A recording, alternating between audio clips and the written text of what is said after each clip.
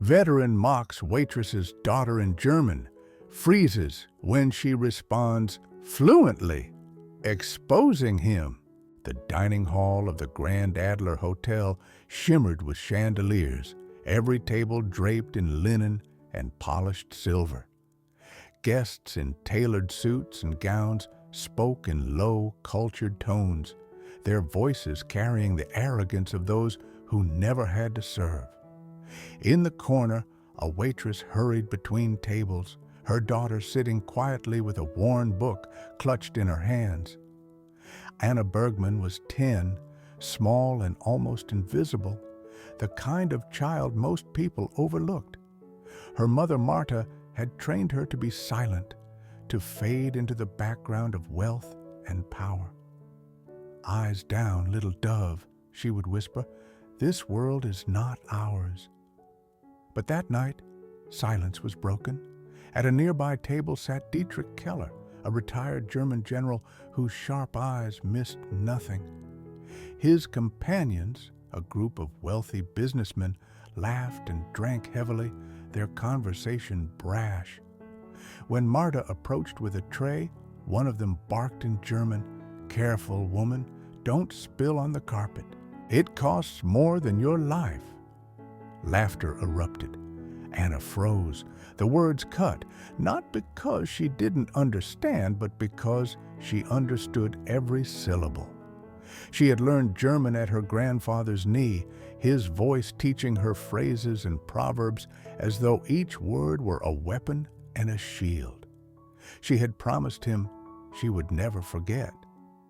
Keller noticed the girl stiffen.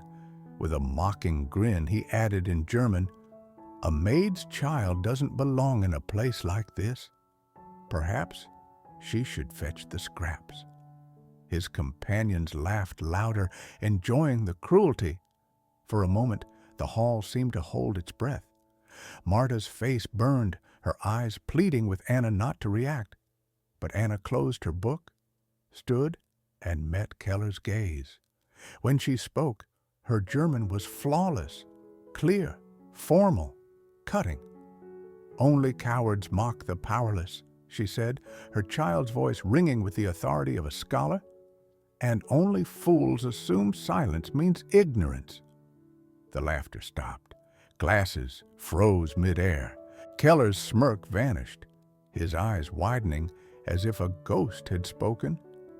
The invisible child had stepped into the light, and the balance of the room shifted. The question hung heavy in the stunned silence. What would happen now? The Grand Adler Hotel stood like a palace in the center of the city, its marble pillars and gilded balconies gleaming beneath the evening lights. Inside, the air carried the scent of polished wood and expensive cologne, the clinking of crystal glasses echoing beneath chandeliers that spilled golden light across velvet drapes. It was a place where wealth felt at home, where the powerful gathered not to be comfortable, but to be seen. For Marta Bergman, the hotel was not a palace, it was a battlefield. At 37, her hands were rough from years of service, her back bent from carrying trays heavier than her paychecks. Her black and white uniform was always spotless, yet it branded her as invisible. To the guests, she was part of the furniture, a shadow in the periphery of their indulgence. She lived in constant fear that one mistake, a dropped glass, a misplaced smile, would cost her everything. Her daughter Anna had grown up in this world of hushed footsteps and lowered gazes. At 10, she was small and thin, with chestnut hair usually tied back in a ribbon frayed from age. Her eyes, however, were anything but small.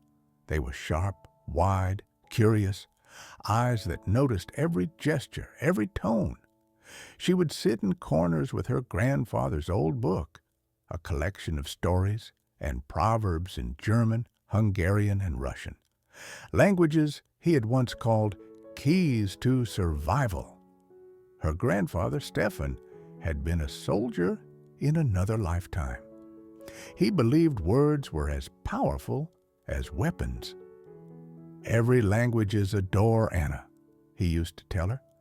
"If you know the words, you can step through where others see only walls." He had died when she was 7, but Anna had carried his lessons like treasures, memorizing and whispering them in secret. Among the hotel's frequent guests was Dietrich Keller, a man in his late 70s. Keller had once been a German general, a strategist celebrated for his iron discipline. Age had curved his back, but not dulled his gaze. His eyes were like blades, dissecting every room he entered. He dressed in dark suits, his medals long put away, but his pride intact. To him, the hotel was his arena now, where he reminded the world that power did not fade with years. Keller's companions that evening reflected his world. Businessmen, politicians, retired officers. They were men who spoke in half-whispers about contracts and influence, men who carried arrogance like a second skin. They drank heavily, their laughter coarse, their cruelty casual. For them, the hotel was not just a place of luxury. It was a stage where they could reinforce who belonged and who did not. Marta had learned to endure their taunts. A joke at her expense was safer to absorb than to resist. She would bow her head, murmur an apology, and retreat. But Anna was different. Where Marta saw danger, Anna saw injustice. She listened, she remembered, and sometimes, despite her mother's pleas, she wanted to speak. The moment Keller mocked Marta in German, he expected no one to understand. It was a private cruelty, meant to amuse his peers. But when Anna stood and replied with flawless precision, it shattered the assumption of her invisibility. Her words carried not just fluency, but authority, as if she had inherited a dignity that no uniform or wealth could strip away. The room itself seemed to pause. The businessmen stiffened, glancing between Keller and the child. Marta froze, her tray trembling in her hands. And Keller stared at Anna with a look that was not only shock, but recognition. He had spent a lifetime commanding soldiers, testing recruits, deciphering opponents. He knew when someone carried more than they appeared to. This girl was no parrot repeating phrases. She understood. A faint, wry smile tugged at his lips. "Interesting," he muttered under his breath, switching to German once more. "The shadow has a voice." To the others, it looked like an odd curiosity, perhaps even a passing amusement. But in Keller's mind, something had shifted. He had come to the hotel for dinner, for company, for reminders of his own dominance. Instead, he had found a child whose eyes mirrored a soldier's resolve and whose words cut sharper than any toast of the evening. Anna sat back down beside her mother, clutching her book once more. But the silence that followed was no longer the silence of being ignored. It was the silence of being noticed. And Keller was not a man to notice lightly. The dining hall had not been designed for silence. Yet after Anna spoke, it pressed down like a weight. The clinking of glasses, the hum of conversation, even the background music from the piano seemed to hesitate. Guests who had been laughing into their wine now turned in their seats, eager to see what the commotion was. Marta's heart pounded in her chest.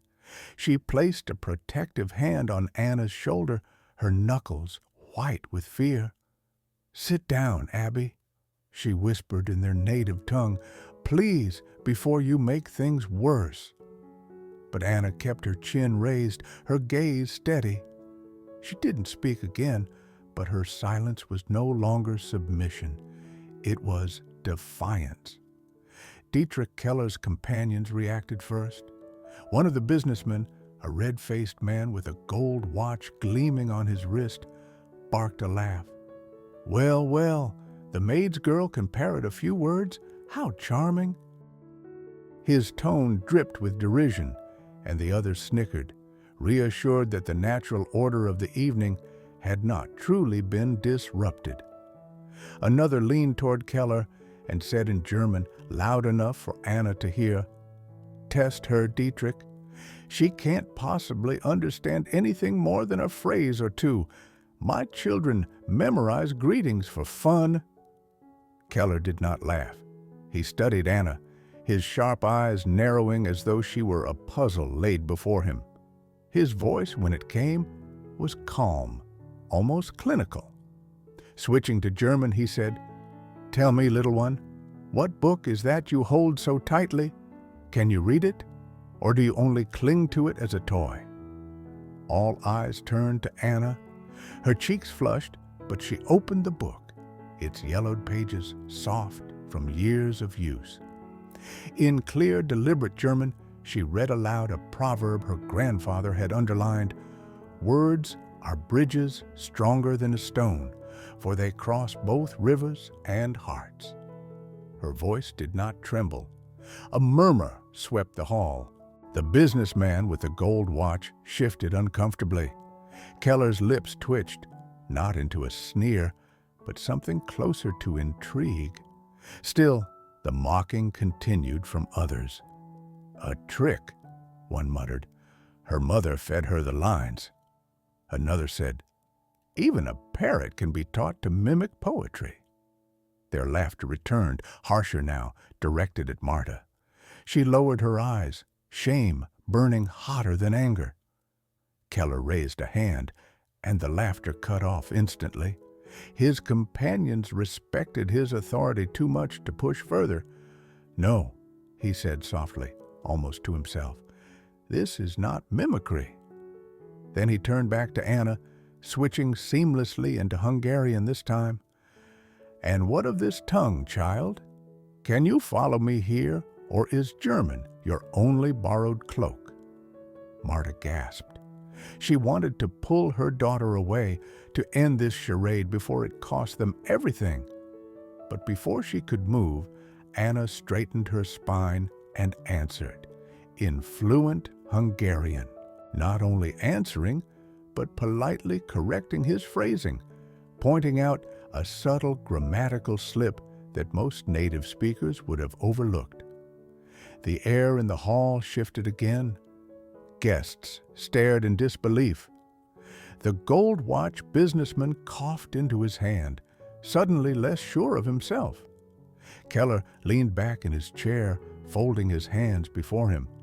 His smirk had vanished, replaced by a look of genuine respect.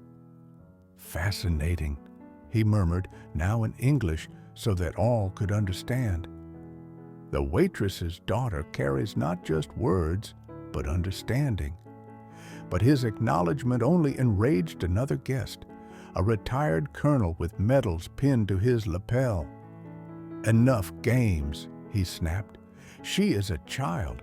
Are we to be lectured by a servant's brat? This is a mockery of your table, Keller." The colonel's words cut deep. Laughter rose again, harsher, sharper, directed this time at Anna herself. Whispers hissed like snakes. "Uppity girl. Doesn't know her place. A shadow should remain a shadow." Anna's face tightened, her fingers gripping her book so hard the edges bent. Marta reached for her hand, but Anna pulled it back, her eyes flashing with quiet fire. She did not reply this time. She let the contempt roll over her, her silence heavy as stone, and in that silence, Keller saw something the others did not. Not a frightened child, but a soldier holding ground. The conflict was clear. Anna had stepped into the light, and the room would not forgive her for it. The laughter, the taunts, the dismissals, they were meant to push her back into invisibility. But Anna was not retreating. Not tonight. Anna kept her eyes on the tablecloth, but her mind wandered far from the glittering hall. The laughter around her faded, replaced by the familiar timbre of her grandfather Stefan's voice. Stefan Bergman had been a man of contradictions. A soldier in his youth, he carried himself with a discipline that never left, yet his hands were gentle when turning the pages of books. He had lived through fire and hunger, and yet he told his granddaughter that words, not weapons, were what had saved him. "Remember this, Anna?" he would whisper in their cramped apartment, the lamplight flickering across his lined face. "A bullet may end a life, but a word can open one. Languages are doors. Walk through enough of them, and you will never be trapped." It was Stefan who had given her the old book she carried everywhere, a patchwork of fables, proverbs, and annotated passages in German, Hungarian, Russian, and even scraps of Latin. Each page was filled with his notes in neat, slanted handwriting. He had underlined phrases that had once kept him alive as a prisoner of war, lines he had repeated to himself to stay human when the world tried to make him less. For years, Anna had watched her mother work endless shifts at the hotel, scrubbing and serving, while men in suits never looked her in the eye.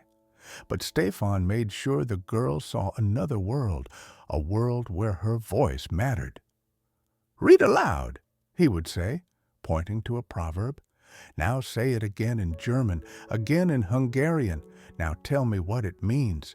Do you see? You hold power, not them." He had been gone 3 years, but Anna still carried his lessons like a second heartbeat. Tonight, when Keller's German cut across the hall like a blade, it was Stefan's voice she heard, urging her to respond. And when Keller switched to Hungarian, it was her grandfather's smile that steadied her tongue. But Stefan's past carried shadows Marta rarely spoke of. During the war, his small business had collapsed under the heel of military contracts. Whispers said that men like Dietrich Keller had profited, while families like the Bergmans starved. Marta had never forgiven that world, never trusted the powerful, and never wanted her daughter to attract their notice. To her, invisibility was survival. Yet Stefan had disagreed. He had told Anna, "Silence is a kind of death. You must never let them erase you, my little one. Speak when it matters most." Anna remembered one particular evening only weeks before he passed. He had been sitting at the window, the city's winter lights reflecting in his weary eyes. She had asked him why he kept teaching her so many languages. He had placed a trembling hand on her cheek. "Because one day, someone will try to silence you, and when they do, you must answer in a voice they cannot ignore. You will not fight with fists, Anna. You will fight with words sharper than steel." The memory anchored her now as the hall bristled with contempt. She was not simply a maid's daughter facing a retired general. She was Stefan Bergman's granddaughter, carrying the weight of a man who had refused to break under chains. Meanwhile, across the table, Dietrich Keller studied her with a frown that was not quite disapproval, not quite admiration. He, too, was remembering. In his youth, Keller had been a commander who believed in strength above all. He had mocked enemies, subordinates, even allies who failed to meet his exacting standards. But as he watched Anna tonight, he recalled moments long buried. A young soldier translating for villagers, a captured officer surviving by speaking the enemy's tongue, the realization, too late, that war was as much about listening as commanding. This girl, with her steady gaze and her grandfather's wisdom on her lips, was forcing him to remember truths he had chosen to forget. The businessmen and colonels around him still laughed, blind to what they witnessed. But Keller saw it. He saw Frank Miller's prophecy in the flesh, a child armed with language, wielding it like a blade honed on the whetstone of history. Anna did not know yet that her words had already pierced deeper than she imagined. She only knew she could not retreat, not now, not ever. The laughter swelled again, sharper this time, as if the wealthy men around Keller needed to reclaim their authority. One of them, the retired colonel with the chest full of medals, sneered at Anna. Enough parlor tricks. She strings a few words together, and suddenly we are to bow? General Keller, you're indulging a child. Anna's cheeks burned, but she did not lower her eyes. Marta tugged at her sleeve, whispering, "Please, my dove, no more. We cannot afford this." Yet Anna's fingers curled tighter around her grandfather's book. She could almost hear his voice. "Speak when it matters most." Keller raised his hand for silence. "Indulging?" he said, his voice calm, clipped, carrying the weight of command that once sent soldiers scrambling. "No, I am testing." His gaze shifted back to Anna, sharp but not unkind. Switching again to German, he asked, "Child, would you read this for me?" From his breast pocket, Keller drew a folded page, yellow with age, its edges frayed. He placed it gently on the table before her. Marta gasped softly when she saw the document. It looked official, military. Anna opened it with care. Her eyes scanned the words, written in formal German, dense with orders and numbers. She began to read aloud, her accent crisp, her tone steady. As she spoke, the room grew quieter, the businessmen leaning in despite themselves. The girl did not stumble. She read as if she had been born to the language. Halfway through, she stopped, her brow furrowed. She looked up at Keller. "This word, here, it does not fit." Her small finger tapped the line. "Verstärkung," it says, reinforcements. But the sentence, she paused, choosing her words carefully. It should read Rückzug, retreat. Someone changed it. A chill rippled across the table. The colonel's smirk faltered. Keller's face stilled, his eyes narrowing, studying her as though she had struck him. "Are you certain?" he asked softly. "Yes," Anna replied. "The verbs before and after, halten, sickern, they match only with retreat. Reinforcements would make the order nonsense." She closed the page and placed it back before him, calm as stone. The hall was silent now, no laughter, no whispers, only the pounding of Marta's heart as she clutched her daughter's shoulder, torn between terror and pride. Keller leaned back slowly, his expression unreadable. For a long moment, he said nothing. Then, in English for all to hear, he declared, "The child is correct." Gasps spread among the guests. Some looked horrified, others awed. The colonel shifted in his seat, his bluster gone. Anna's small voice had cut deeper than any insult, exposing not only her fluency, but her insight. She had not only spoken the language, she had seen through its deception. Keller folded the page carefully, almost reverently, and slipped it back into his pocket. His eyes lingered on Anna, a flicker of respect softening his hardened face. The turning point had come. She was no longer invisible. The chandelier light seemed to burn brighter as silence tightened around the table. No one sipped their wine. No one moved their fork. All eyes fixed on Anna, the maid's daughter, the girl who had just uncovered a hidden flaw in a military document older than she was. Dietrich Keller's fingers tapped once against the table before going still. He had faced courts, parliaments, even firing squads of reporters in his lifetime. But nothing unsettled him quite like this. A child staring back at him with steady eyes, unafraid. The colonel, red-faced, slammed his palm down. Absurd, she guessed. A coincidence. His words cracked like a whip, trying to reclaim control of the room. This is a child's trick, Keller. Don't tell me you believe her. Anna turned toward him, her voice even. It was not a guess, sir. It was grammar. Language doesn't lie, even if people do. She laid her grandfather's book on the table, the frayed ribbon marking a page. My Opa taught me to listen, not only to words, but to the silence around them. Silence, too, can reveal truth.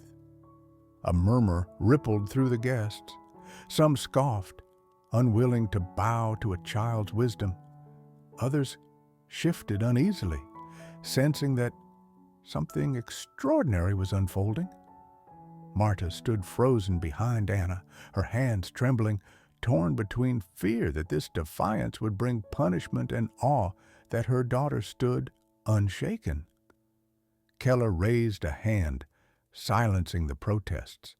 His voice came low, deliberate, heavy with memory. That document, I carried it across a winter battlefield. Men lived and men died on the strength of those words. And yes, his gaze locked on Anna, someone had altered them.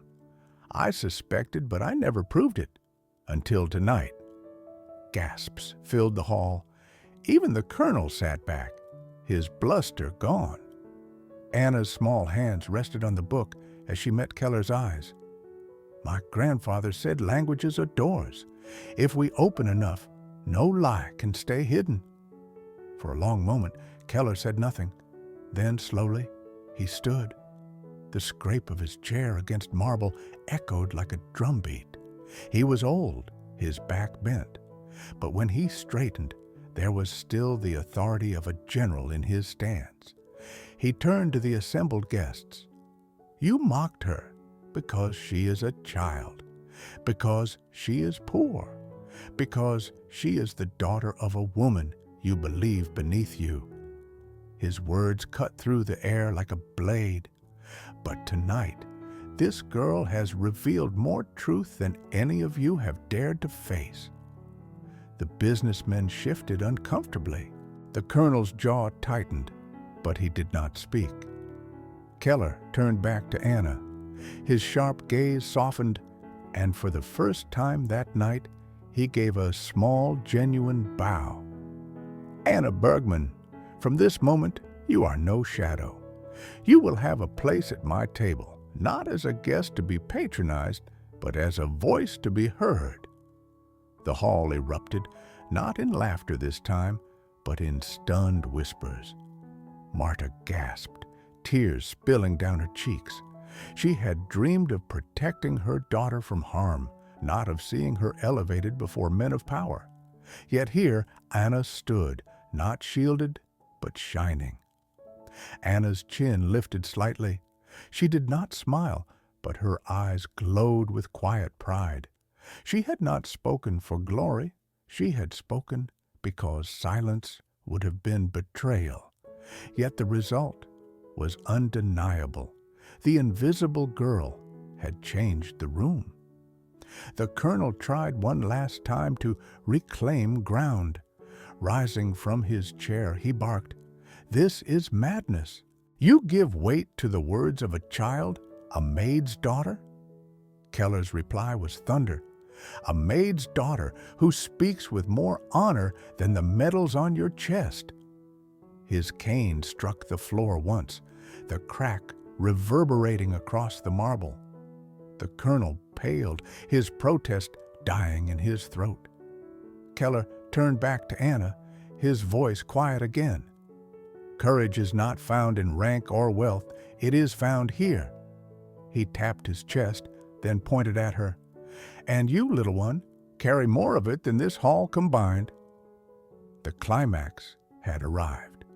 A child had not only silenced arrogance, but rewritten the rules of who deserved to be heard. For the first time in her life, Anna Bergman was no longer invisible. She was undeniable.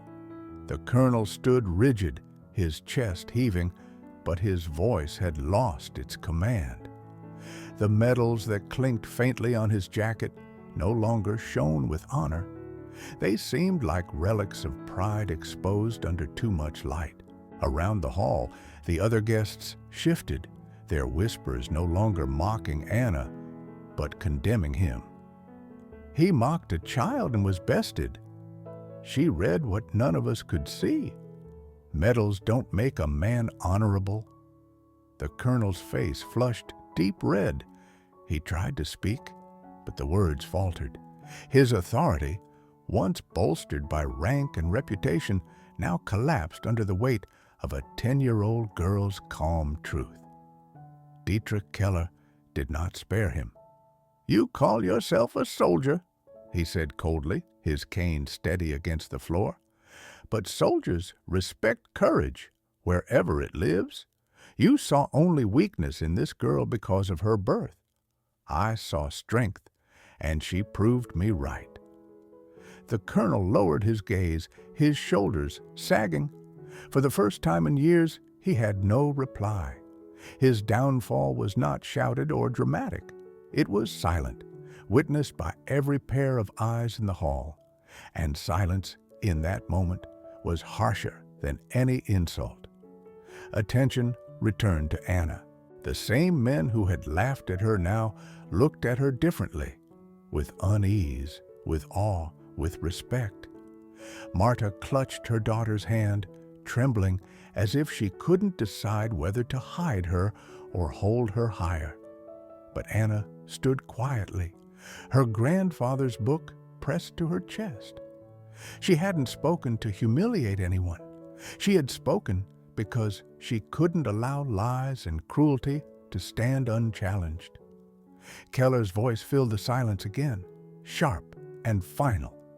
"Let tonight be remembered, not as the night a general mocked a maid's child, but the night he was silenced by her wisdom." The colonel sank back into his chair, defeated. The guests who had once shared his laughter now turned away from him, their allegiance shifting. The power had moved away from arrogance and into the steady hands of a child who dared to speak. The proud had fallen. The invisible had risen. When the banquet finally broke, the chandeliers still glowed, but the air in the Grand Adler felt changed. Conversations no longer orbited Keller's table or the colonel's bluster. They circled instead around the small girl clutching her grandfather's book. Anna had walked into the evening as a shadow. She walked out as a presence no one could ignore. Marta held her daughter close as they slipped toward the service corridor, but Keller's voice stopped them. "Fräulein Bergman," he said, his tone no longer mocking but formal, as if addressing an equal. "From this night forward, you will have a chair at my table, not as entertainment, not as novelty, as a voice worth hearing." Gasps rippled through the thinning crowd. Marta's lips parted, protest trembling on her tongue, but Anna only nodded. "Thank you, Herr General," she answered, her German crisp, her eyes unwavering. Keller inclined his head, the faintest ghost of a smile softening his scarred face. "Do not thank me. You earned it." That night, as Marta tucked her daughter into bed in their modest apartment above the laundry, she whispered, "You frightened me, my dove. I wanted you to stay invisible." Anna looked at her, tired but radiant. "Opa said silence is a kind of death. Tonight, I wanted to live." Marta kissed her forehead, tears wetting her cheeks. "Then live, my brave one. But promise me, live with kindness." Weeks later, rumors swirled through the city of a general who had been humbled by a child, of a maid's daughter who read languages like maps, of a girl who turned derision into silence with the precision of truth. And months later, Keller kept his word. Anna sat at his table during a luncheon, surrounded by men who once sneered. This time, none mocked her. They listened, not because she demanded it, but because she had proven she deserved it. She never sought wealth or titles. What she wanted was simpler, fiercer, to honor her grandfather's vow that every word was a door. With each phrase she spoke, she opened another. The story ends not with triumph carved in stone, but with possibility written in the eyes of a child. Anna Bergman, the waitress's daughter, was no longer a shadow. She was light, quiet, steady, and impossible to ignore.